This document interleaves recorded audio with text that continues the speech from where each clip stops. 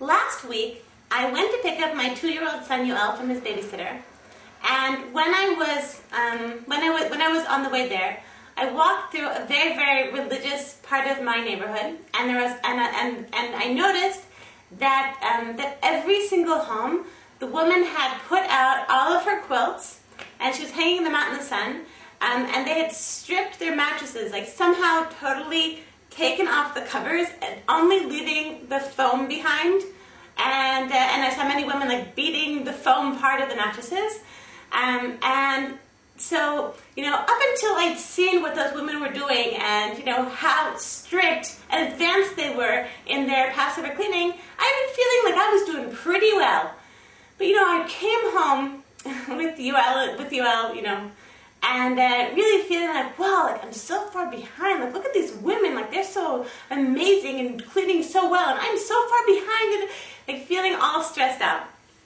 So it's for this reason, like the stressful effect that seeing another woman's cleaning can have on you, that my teacher, Harabadi Yemima Mizrahi, she was telling us this week just not to talk with other women about Passover cleaning. Just don't do it. Like, nothing good can come of it.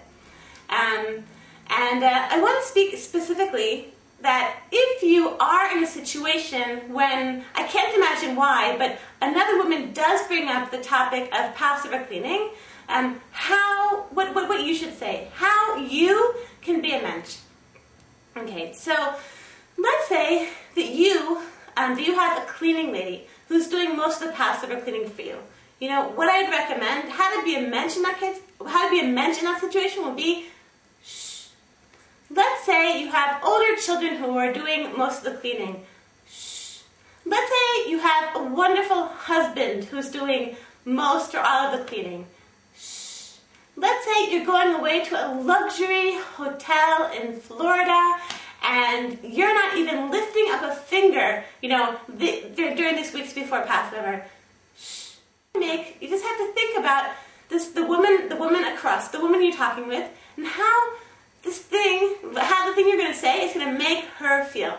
Best rule of thumb is shh. Okay, so moving on, that's talking about like being a mensch to, about Passover cleaning with women in your community.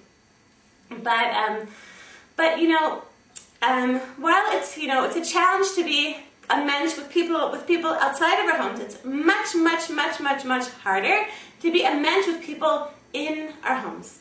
With our husbands, with our children, with people that we're dealing with day in, day out, that all the masks come off, and it's so, so hard to be a mensch in our homes. So, especially during like these, almost inevitably stressful weeks leading up to Passover. So, I want to tell you an incredible story that I heard this week.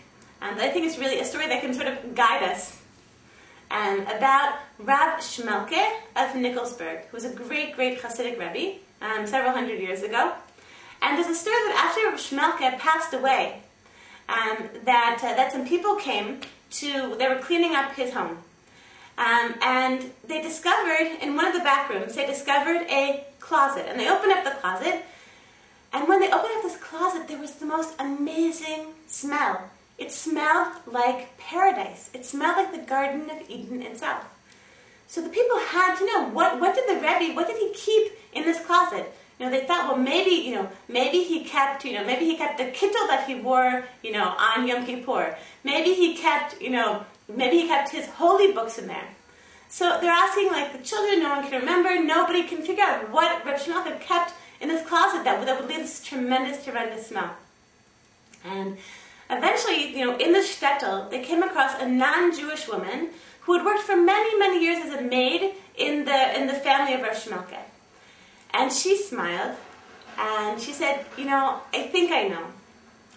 She explained that many, many, many years before, when Rav Shmelke's children, when they were babies, really, really little children, then one Erev Pesach, one day, it was like the morning before the Seder, then, the family had cleaned out all of the leaven, and the parents had gone, Rav Shmelke and his wife had gone to the market to buy food for Passover, to buy food for the Seder and for the rest of Passover. So the children started complaining to the maid, I said, we're so hungry, we're so hungry. We can't wait until our parents come back from the market. We're so hungry. So the maid, who loved those children like they were her own, she loved Rav Shmalka's family. So she's looking around at all the cupboards, and of course she doesn't see, and there's no food, so she doesn't know what to do. And the children are crying for food. And then she opens up the closet, this famous closet. She opens up the closet, and what does she see in there? She sees a box. She opens up the box, and she sees crackers. Lots and lots of big crackers, matzot. So she says, children, look, I found crackers. So all the children come running, and they're very, very excited, and they eat up every last little, bit of the matzot. There's no matzot left. So that night, everything's all ready for the Seder. Everyone's, already sitting around the table like kings and queens, and the children like princes and princesses. And Rav Shmalka gets up, and he's very proud, and he's really with a lot of anticipation. He goes to the closet to get his precious matzot. And it's matzot that, you can imagine Rav Shmalka, it's matzot like prepared with all of the stringencies and with all of the mystical, intentions that he'd put into those matzot. He goes into the closet. Of course, there's nothing there. His face falls, and the wife sees that something's going wrong. She comes also. What's going on? What's going on with Rav Shmalka? No matzot. The matzot are missing. So all of the grown-ups, who are at the Seder, they get up and they start looking all around the house and scouring around the closet, trying to find where the matzot could have gone. Where did they go? So the whole time, the maid is seeing what's going on. And she realizes that they're looking in the closet, they're looking for something, and she realizes they're looking for the crackers. They're looking for the crackers that she had fed to the children that morning. And her heart falls, and she thinks, oh my gosh, I love this family so much, but they're going to fire me. They're going to fire me. I gave away their precious crackers. I don't know why they love these crackers so much, but, I'm going to, they're going to hate me forever. So she doesn't want to tell them. In the end, she decides, she says, she can't bear to see them in so much distress. So she goes up to Rav Shmalka and she says, Rav Shmalka, I'm so sorry. I understand now that you're looking for those crackers. And, the children this morning, they were crying. They were so hungry. And I gave them the crackers. I gave them all the crackers. They had every single one. And Rav Shmalka, he breaks into the biggest glowing smile. And he says, thank you. He says, my children were hungry and you fed them.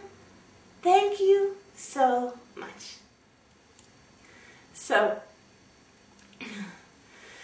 I think that, we hear a lot, chametz. We know that chametz, that it's leaven.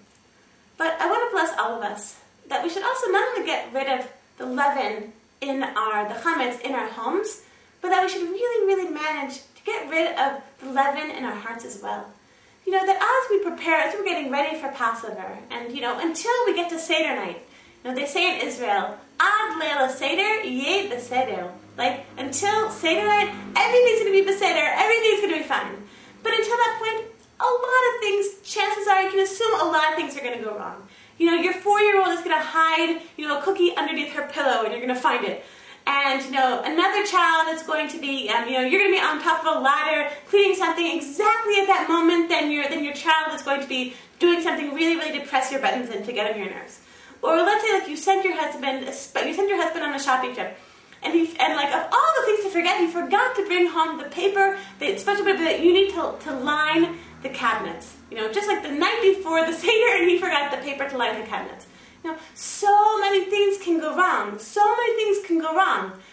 And I just want to bless all of us, that we should remember Rav Shmalka's example. It's incredibly, incredibly hard. Just remember Rav Shmalka's example, and I remember, that we're not only getting rid of the leaven in the bread, we're getting rid of the leaven in our hearts. Now we should merit, God willing, bless all of us, we should merit to get rid of that leaven in our hearts this Erev Pesach. I want to bless everyone with an amazing, amazing week.